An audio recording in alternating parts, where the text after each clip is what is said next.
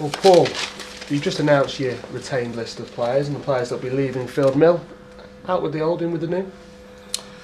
Well, yeah, I think it's the hardest part of being a football manager, to tell players that they're going to be released from a football club. But if I'm going to do the job properly, I realistically knew that there was going to be fresh blood needed to come into the squad for next season.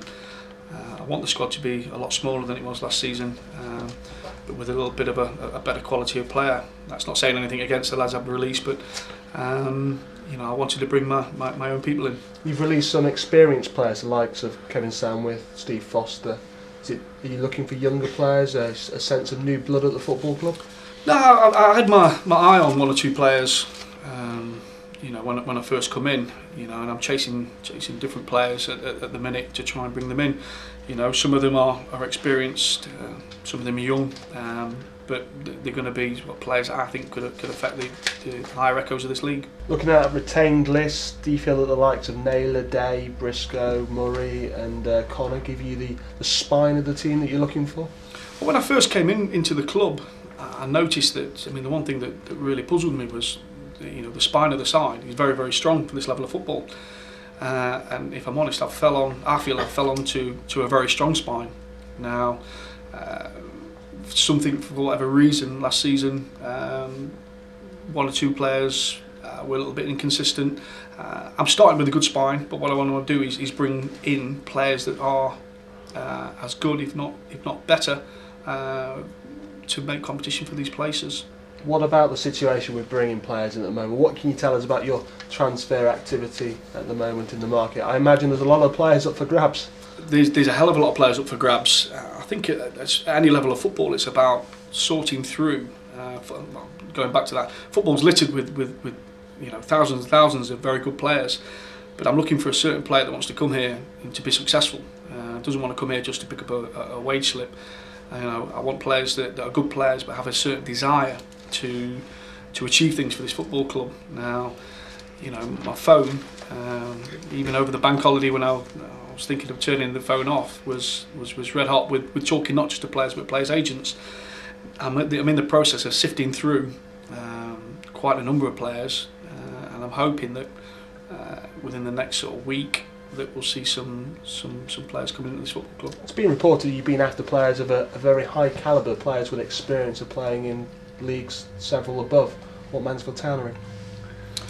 I'm after good players, yeah, and you know, whether they're playing 7 leagues below us or 7 leagues above us, if they fit into the category, I tend to do my homework on players, not just on their ability, but everything in terms of their mentality, their desire levels, and like I say, my phone's never stopped ringing. I've spoke to players from very high levels, and I've spoke to players that are below us in the pyramid. If they fit the bill and I can afford them, I'll try and get the best players possible. Do you feel that success can breed success? Because if you take, for example, one side who've done very well in recent days, Stevenage, they got promoted from this league. They've been obviously in the playoff finals over the weekend. Do you feel Mansfield Town, if they can get themselves on a roll, potentially promotion, things could snowball after that? Well, I've looked quite closely at Crawley and Stevenage, the models that they put together as a football club. If you look at Crawley, even though they outstripped everyone last year in terms of their wage structure, I think that the manager there was very prudent with how he spent the cash. You know, he didn't go and spend it on you know, players that are just because they played 450 league games, you know, were guaranteed to come down. He bought people like Carl McFasdean in from Alfreton. He had a sprinkling of what I would call good players, the diamonds in the rough from the lower leagues, coupled with good conference national players and a sprinkling of good ex-league players. If you look at Stevenage as well, Stevenage probably got promoted this year with roughly the same squad that got them out of this league. And what I'm looking to do is put a team together with roughly the same model. Sometimes that's easier said than done, but roughly the same model as both Crawley and Stevenage, with the onus on continuity.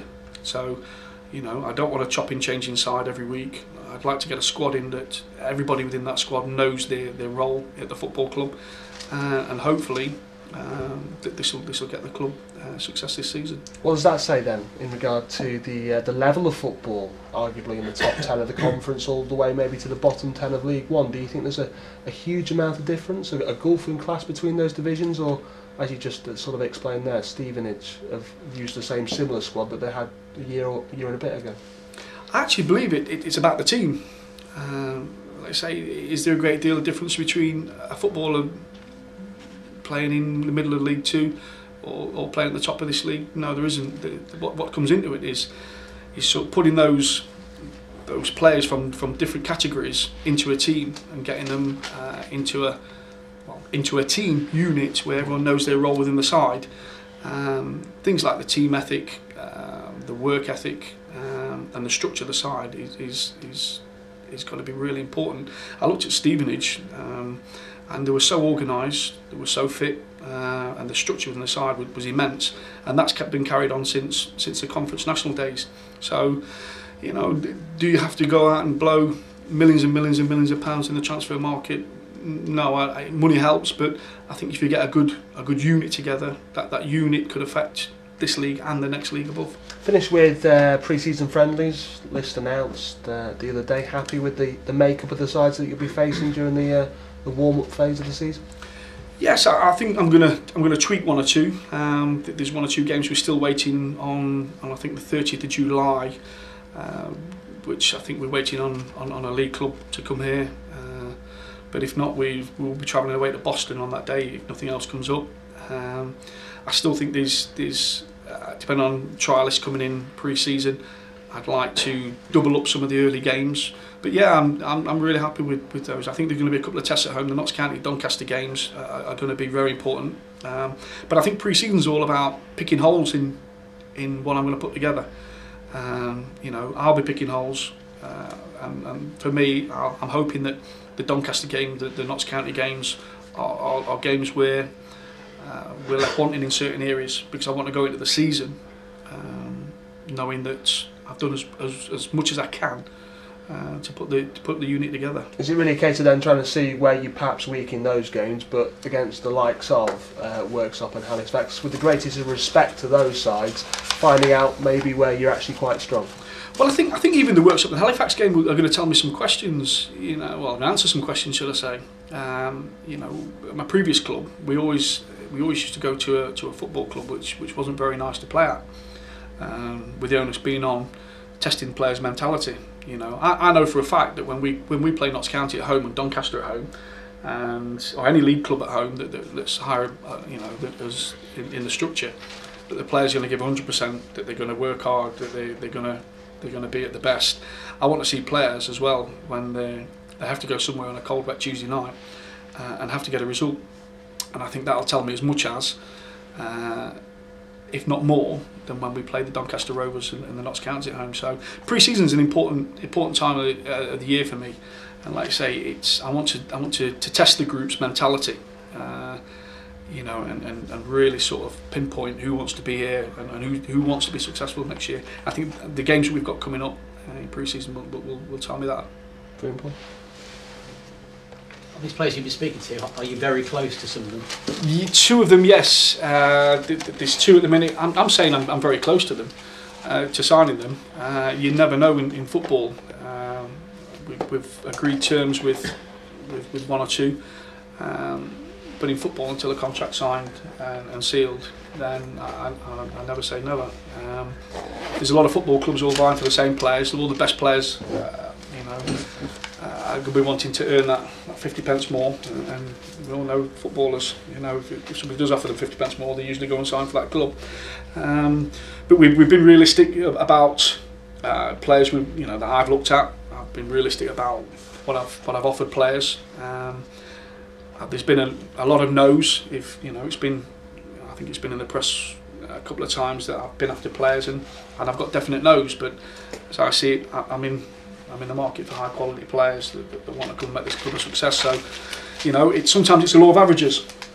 You know, but we've got a list, and the list is very, very long. There's a lot of players out of work in the summer, and hopefully, if we're patient, then we'll get the right people in the football club. Just a word about, if you would, pull back to Steve Foster leaving, because obviously a local boy, coming in, got a lot of affection for the club, so I guess it must be, hard releasing players like that. Really. I think it's the hardest part of the job, Matt, to release any player. It's especially somebody like Steve, who's a local boy, who's been a great servant for the club. And like I say, it's the hardest job in management. I don't think any manager enjoys it.